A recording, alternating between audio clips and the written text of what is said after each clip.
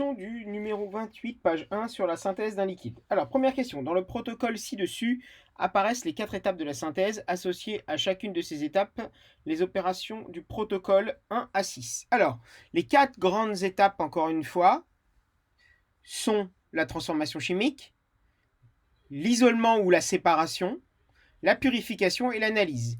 Donc vous voyez ici que la transformation chimique, c'est la mise en contact des réactifs, le chauffage à reflux, donc les étapes 1 et 2. La séparation ou l'isolement, après refroidissement, verser dans le ballon de 50 ml d'une solution froide saturée en sel et transvaser le mélange dans une ampoule à décanter, agiter, décanter, éliminer la phase aqueuse. Tout ça, c'est bien évidemment donc la séparation. Sécher la phase organique, donc on va supprimer l'eau qui est formée aussi lors de l'estérification. Donc ça, c'est la purification. On va enlever tout ce qui est dans la phase aqueuse, tout ce qui est l'eau. Et enfin, l'analyse, donc l'étape 6, analyser le produit par spectroscopie infrarouge. Ici. Question 2. Réaliser un schéma légendé du montage dans lequel a lieu la transformation chimique. Donc ça, c'est le schéma d'un chauffage à reflux. Je vous laisse regarder dans le cours comment on fait le schéma. Question 3. Expliquez pourquoi dans l'étape 3, l'eau ajoutée doit être salée et froide.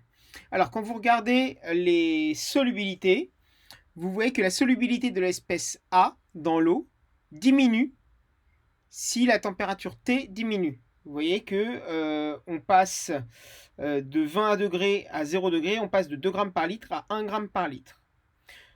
Et à la même température, le fait de saler l'eau, vous voyez qu'on passe de 2 à 0,5 grammes par litre. Donc le fait d'avoir une diminution de température et de l'eau salée saturée va diminuer considérablement la solubilité de l'espèce A dans l'eau. Et c'est ce qu'on veut puisqu'on veut le séparer de la phase aqueuse. La phase A, c'est notre ester, c'est la phase organique. Donc on veut le séparer évidemment de tout ce qui est soluble dans l'eau.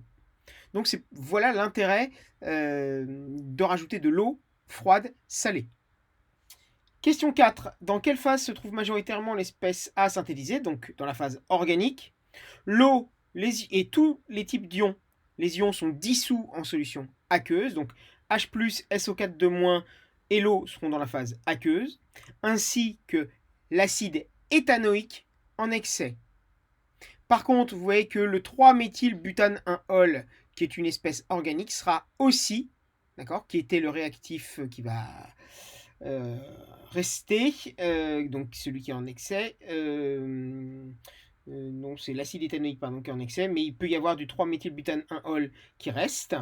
Oui, parce que la réaction n'est pas totale. Donc lui est un produit organique qui sera dans la phase organique avec notre ester, qui est l'espèce A. Question 5, le calcul du rendement de la synthèse.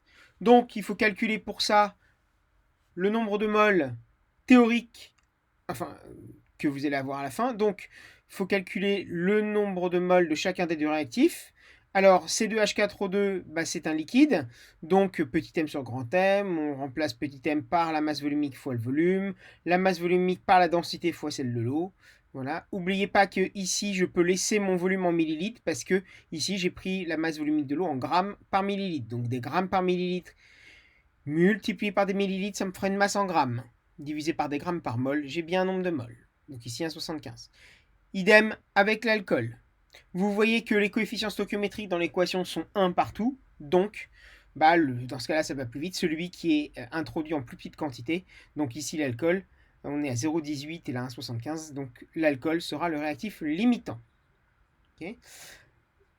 Pareil, le nombre de moles de l'espèce formée A d'ester est égal au nombre de moles d'alcool consommé, puisque tous les coefficients sont 1. D'accord? Je parle de l'alcool puisque c'est le coefficient, c'est le réactif limitant. Donc pareil, pour avoir son volume, petit m sur grand M, je remplace par petit m par D fois ρ de l'eau fois le volume. Et moi, ce qui m'intéresse, c'est le volume. Il suffit de l'isoler et de le calculer.